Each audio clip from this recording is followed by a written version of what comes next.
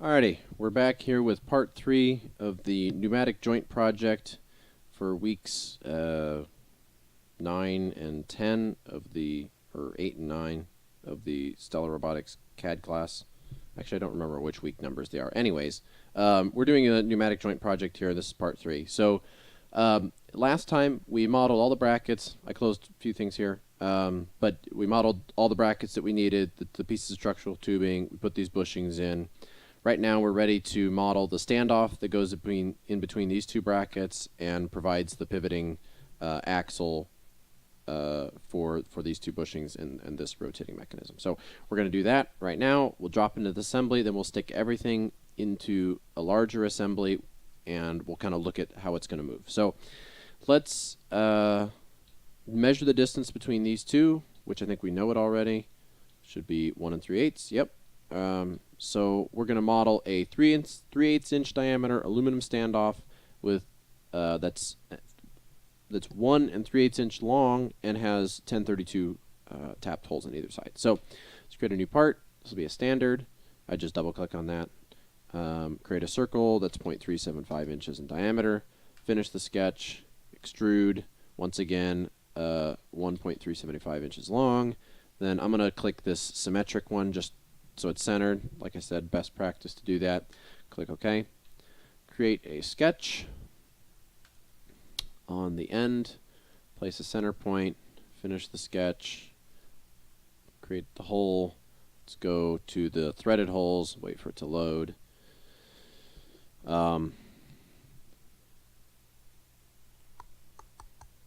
Okay.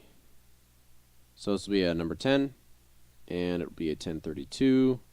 The distance will be whatever Inventor puts in by default as the maximum tap depth. We talked about this in the gearbox project, exactly what this means. So we're going to click OK there. Then we're going to rotate around and do the same thing on the other side. Create a center point, finish the sketch, create the whole feature. All our settings are still there, so just click OK. Alright, so set the material to aluminum. I typically like to have a centerline axis in standoffs. That should be good. I'm going to give this a save. Give it the next number in the series, just 6.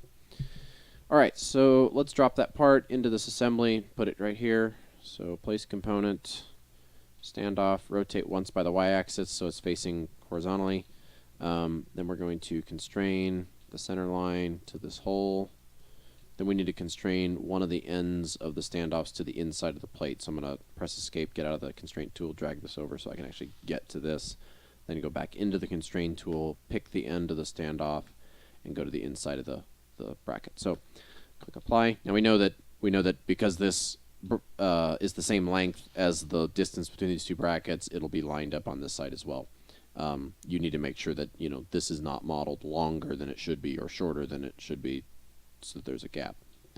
Although occasionally you may want to model it shorter or something just for best fit, but in this case we want it to be exactly the right length. So this assembly done. We're going to go back and add holes probably in this video.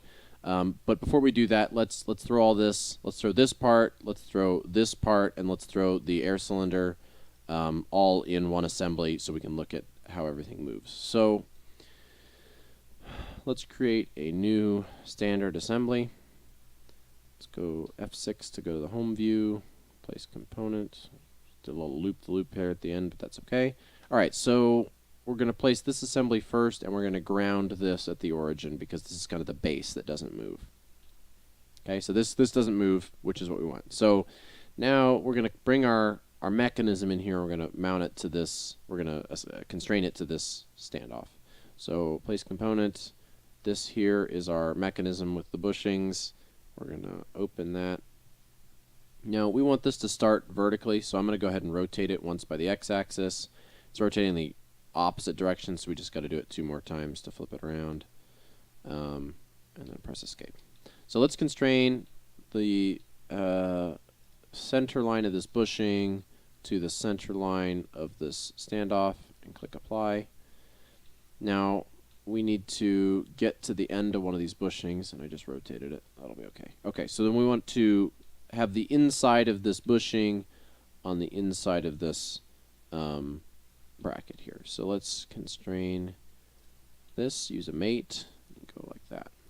Right? And we know that because these brackets are the same distance, this will touch on either side. Now this is a second reason that we used a flanged bushing. So if we had not used a flanged bushing and we just used a tube bushing that went all the way through, we would not have any bronze on the outside surface of this mechanism.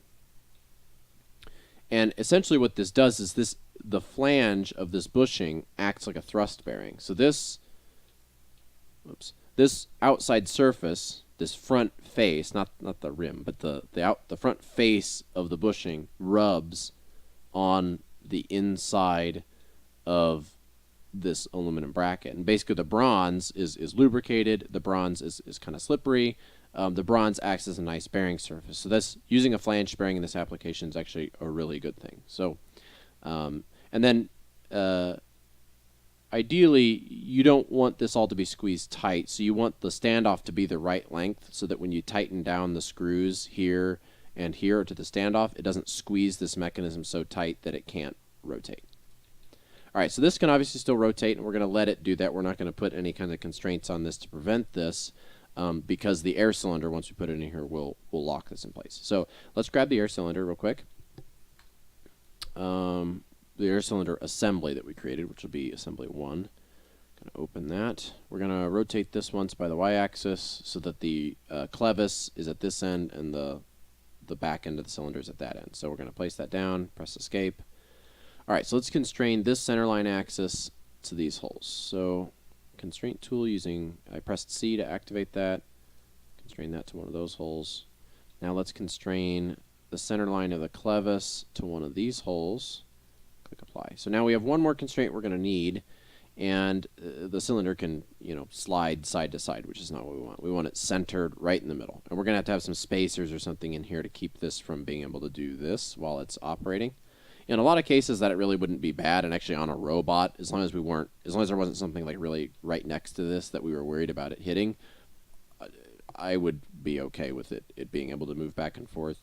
But typically, just for the sake of ease of assembly, we just use some washers, and that's best practice. You could 3D print or machine a little plastic spacer if you wanted to, but that's probably more work than is necessary. It would be a lighter option, but sometimes you have to sacrifice weight for the amount of time that it would take to model, program a 3D printer and print something out, or to get on a machine and do it. So anyways,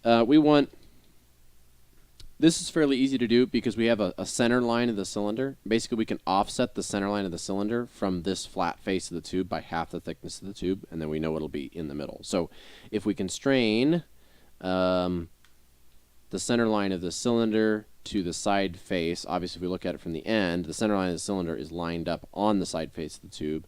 We want it to be in the middle. Now, if we type in 0.5, which this is an inch, this tube's an inch wide, so if we type in half that distance, which would be 0.5, it would come out in the direction this arrow is facing. So we're going to have to do negative 0.5 to get it in over top of the tube. So let's type in negative 0.5 and click apply. And then we can see here, after we exit out of that, we can see here that the air cylinder is centered. So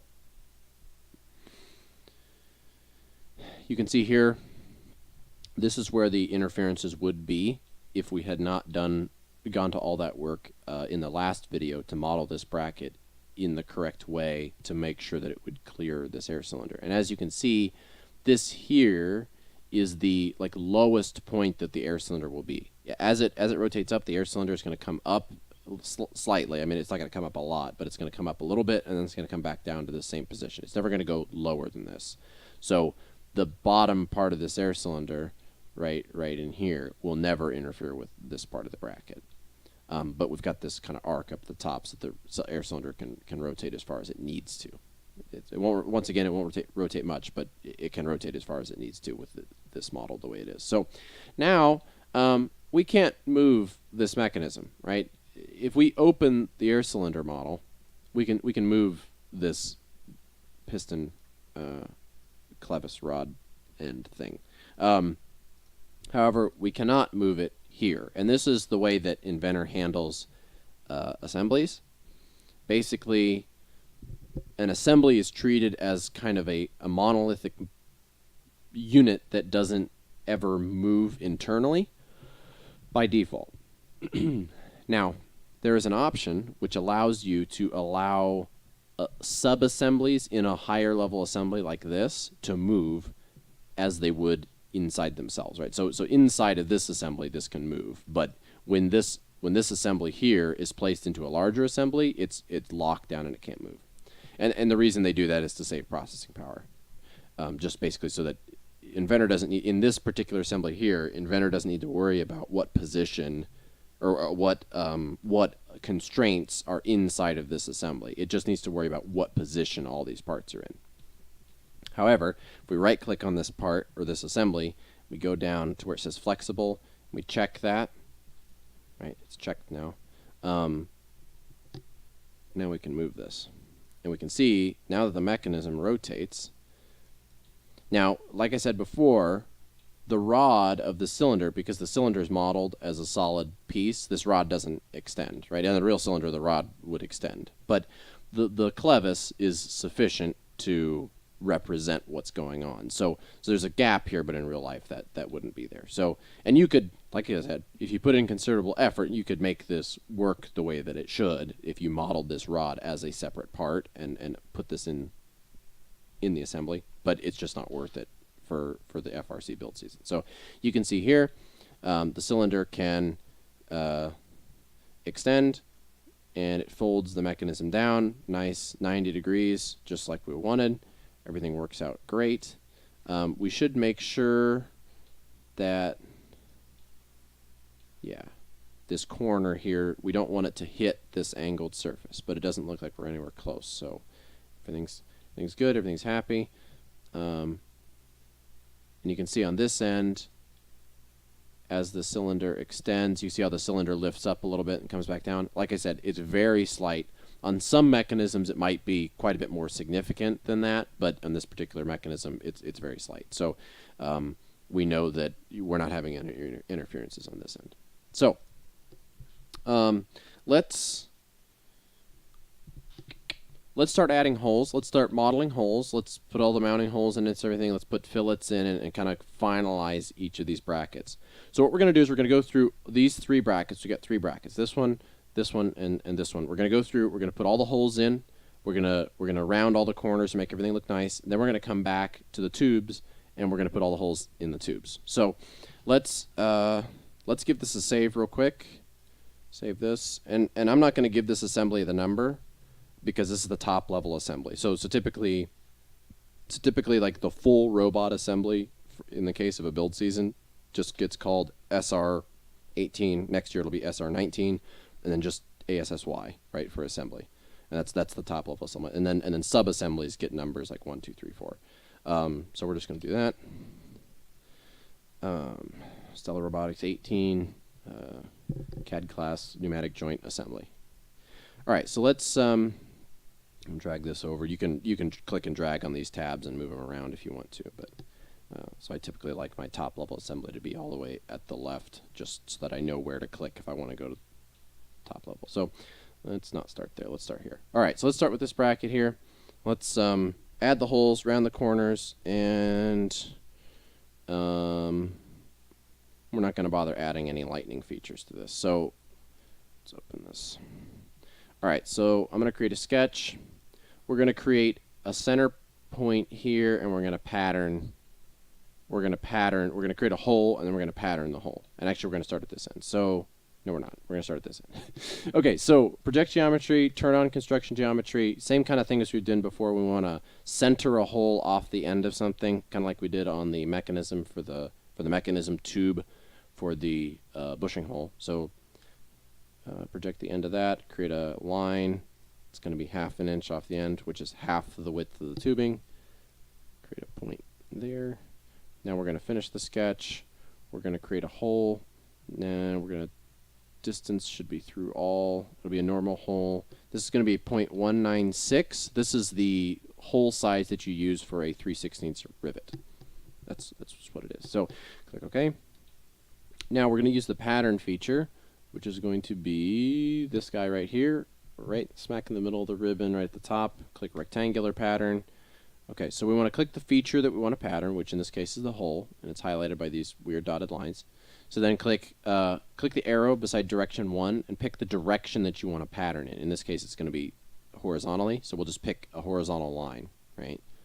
Now you can see the arrow is pointing the wrong direction, so we click this little like black and white curvy arrow thing to flip the direction to the other side. So the spacing is going to be 1/2 inch. That's pretty typical for everything we do. And what, 5 holes? Yeah. And if we do a 6th, you can see the 6th hole ends up right on the edge because these are 1/2 inch and it's a 1/2 inch off the edge. So we're going to do 5 holes. That will be sufficient. Click OK. Now we got a nice row of holes. So let's go and round. Let's round all these corners. We're going to click fillet. 1/8 of an inch is fine for this. We'll round these. And then that one's fine. This one doesn't do much because it's not a nice 90 degree, but that'll be okay. So click OK there. Now we want to put a nice big fillet in here, more for structural rigidity than removing sharp edges, but still. So I think we're going to do a 1/2 inch radius. Then we'll click that in there like that, and then we'll click OK. All right, so that's complete. Now, on the team, what I have my students do is when they're finished modeling a part, like when they've gone through, they've added all the fillets, they've added all the holes, they've done the lightning, if there is any lightning features. When they're all done, I have them then and only then color the part the color it's going to be painted. And this is subject to change, you know, at the end, towards the end of the season before we start putting stuff together, we kind of sit down and everybody kind of looks at it and decides what looks best in terms of which parts are blue and which parts are yellow in our case. But typically we color the parts one or other of the colors based on what we think will look good at the time we're actually finished with the part. So we don't color it unless we're finished with the part. And what that does is it allows you to just look at an assembly and whichever parts are blue or yellow, right, are done, and whichever parts are still aluminum or steel colored are not done, or they're off-the-shelf components in the case of like the air cylinder. We don't paint air cylinders. But so we're going to color this part blue. Blue. Right, that's the color we use. So now if we go into this assembly, we can see these parts are blue. So we know these parts are done. That's just kind of a nifty thing that we've started doing just because it helps us be able to just, when you're looking at a full robot assembly and you see 1,000 parts in front of you or a couple hundred parts in front of you, it's easy, just by looking at the colors, it's easy to tell what's done and what still needs work done. So that's a kind of a nifty thing. So in the case of the standoff's not going to get painted because it needs to have a nice smooth surface. That's the precise diameter of the rod in order to run on these bushings. So it's just going to have to stay aluminum colored. But we kind of just know that by looking at it. So we're going to do these next. We're going to open these up. We're going to do the same thing basically, where we have to do this a little differently though. So we're going to create a sketch here. We could do it on either side, but basically we're going to place a center point. And now because we don't have like a nice square line, I suppose, well, yeah, because we got a little line segment here and a line segment here. We can't do that whole project the end and place a line across, because this line here, if we use the measure tool, that line is not an inch, right? Because this is the line that runs up to the bend, like tangent point. So yeah, so when you're dealing with something on the edge of a bend like this, you're just going to have to do it the old-fashioned way, where you just dimension it a 1/2 inch off the bottom and a 1/2 inch from the end.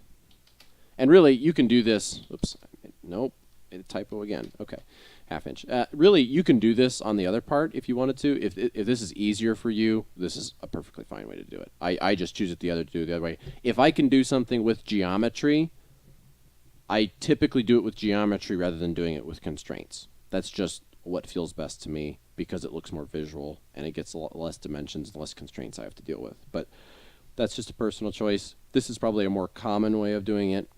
It's not the way I choose to do it. All right, so finish the sketch. Create the hole. This is going to be a normal hole of a diameter of 1.196.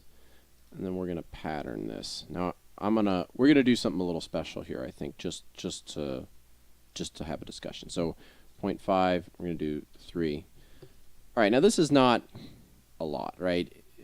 I'm not super comfortable with 3 holes here. I think if I was designing this for an actual robot, I would make this bracket an inch longer or 2, and make a mirrored, like a left and a right hand version of the part. And there's, like I said, there's easy ways to do that, but I just don't want to go into it for this example. However, in this case, you know, there's a lot of real estate here. There's really no reason that this hole has to be half an inch away from the end of the part. So what we're going to do is we're going to shift this over. We're going to go back into our hole feature, find the sketch that we just did, double click on the sketch to edit it. We're going to double click on that dimension. We're going to change this to 0.25. Finish the sketch. Okay, now 0.25 here, and this hole was a ½ inch in from the end. Now it's ½ inch plus the 0.25 that we moved this whole pattern over. So now it's 3/4 of an inch. So we can actually add another hole a ½ inch over that will also be a 1/4 inch from the edge. So if we go back to double click on the rectangular pattern, and we can change the number to 4. Now we have 4 holes, right? We didn't change the bracket, we just changed the holes. Now, you really, I wouldn't go any closer than a 1/4 inch from the center of the hole to the edge of the part. I really wouldn't go any closer than that, but that's perfectly acceptable, right? And this will allow just a little bit more strength on that joint. And once again, we're not doing it in any analysis, so it's a little difficult to quantify that and actually, you know, objectively determine whether this is much stronger. But you could if you needed to. But in this case, it's more about just whatever feels right. Oh, excuse me. Okay, so next we're going to round the corners. Now, this is a sheet metal part, so we've got to use corner round. We're going to set this to 1/8 of an inch and click on 0 selected to go back into selection mode. And we're actually going to pick this corner too, and the corner round tool will handle the kind of weird, this is that kind of a weird angle. It'll handle that correctly. So we'll pick these, and there are no sharp corners anywhere else, so click OK. So we can see you get some really weird looking geometry here at the edge, but it's okay. So if we go to the flat pattern, it's rounded the way it should be. So okay, so this part's done. We're going to color this blue again. Save that. All right, close out of that. So now we know that that's done. We'll come back and do this tube here in a second. We're going to do these brackets next, and we're actually going to put some sort of like a lightning triangle here in the middle, just for looks, and because I would, if this was a real part on a robot, this is way too much material here, I would lighten this part. So it'll be simple. So we're going to open this. We're going to do the same thing here. We've got an inch long line, so we can do the center line trick like I usually do. So create a sketch, turn on construction geometry, project that line, pick the line tool, go to the center point, make that make sure it's horizontal and ½ an inch long. Place the center point. Finish the sketch. So hole 0.196. Make sure terminations through all. Click OK. Pattern, yes. Pick the direction button. Click the bottom. Set the spacing to 0.5. And I think we can get 4 holes. 5 holes. Alright, so we're going to have a problem here. So let's go to the assembly real quick. So this hole misses the flange of the bushing, which that's all well and good, except if we measure from this surface to the center point, that's not going to work. Well, anyways, the head of the rivet will be too large and it will hit the bushing. So we've got a couple things we can do. We can just stick with 4 holes, but I don't really like, because this part is not really going to be supported, right? This part of the bracket is not actually attached to the tube. The only thing that's keeping from sliding is these other bushings and or these other rivet holes, and the fact that the bushing is through this plate and through the tube. The other thing is also it's kind of sandwiched in between these two things and held in place by this standoff, so it really can't like bend away from the tube. It can't bend in this direction, right? It can't bend off the part, which is good, but it's not super ideal. Ideally, you'd have like another rivet hole on this side, but that doesn't work in this particular case. So I think what I'm going to do is I'm going to do the same thing we did before. I'm going to shift these holes over by 1/4 of an inch to get this hole away from this, but still closer than if we just removed it and our last rivet were here. So let's go back into the hole feature here, go to sketch 2, make this 0.25. Once again, this goes back into what I've been saying throughout the whole class, is that you're always going to change your parts, right? I mean, you're never going to model something and have it just be right the first time. I mean, you might do that every once in a while, but for complicated parts, typically you're going to need to be able to go back and make adjustments. So it's important to get used to finding stuff in the browser over here, expanding these things and finding your sketches, so you can go back and edit your sketches and edit your dimensions. And it's important in your sketches to place dimensions in such a way that you can get to them and edit them if you need to. So we've done a pretty good job of that here, so we can go back and change a lot of this stuff if we need to. So let's start 2D sketch, put it on this face. We're going to just cut a big lightning triangle out of here.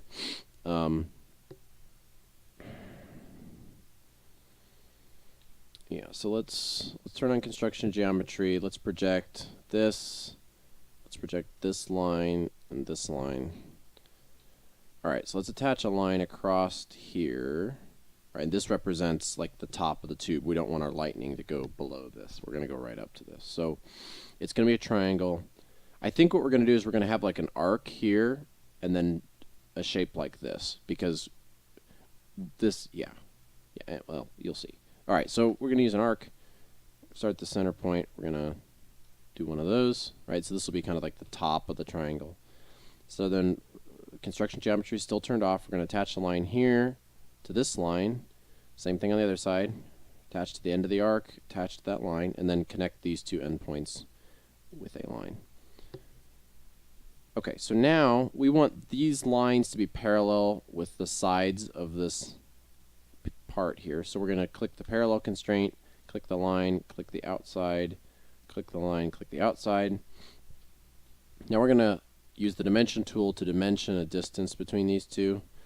We're going to do 3/8 of an inch.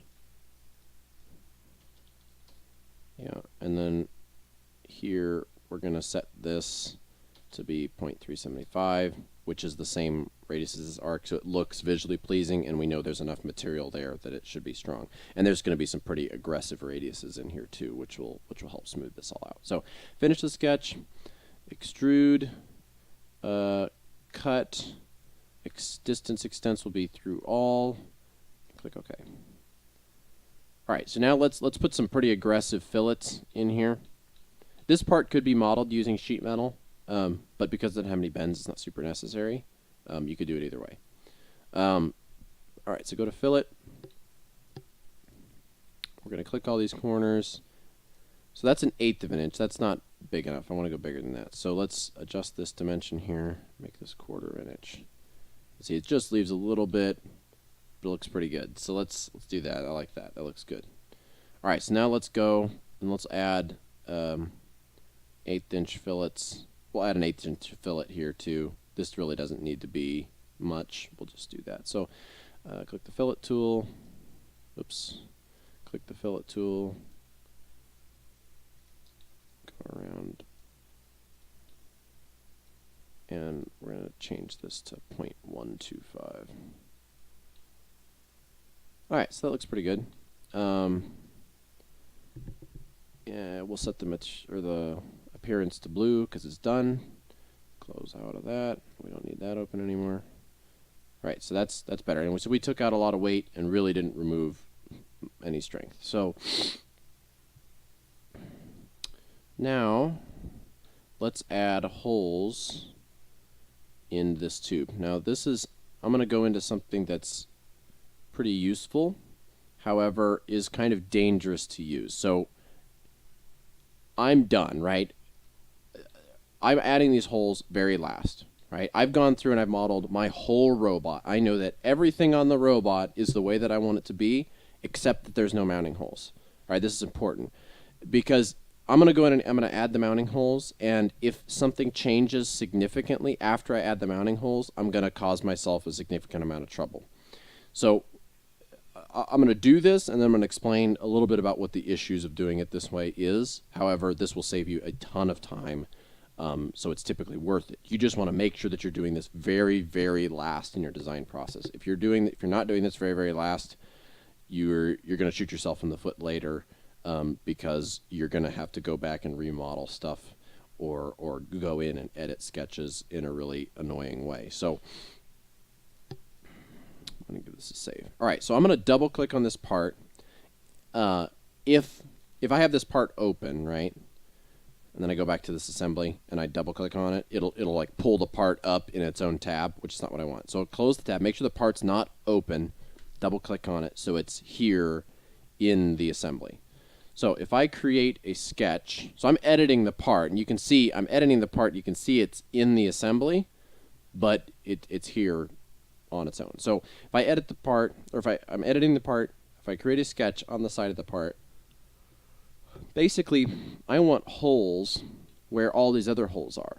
So what I can use, and this is the true power of project geometry, I can project geometry from other parts in an assembly.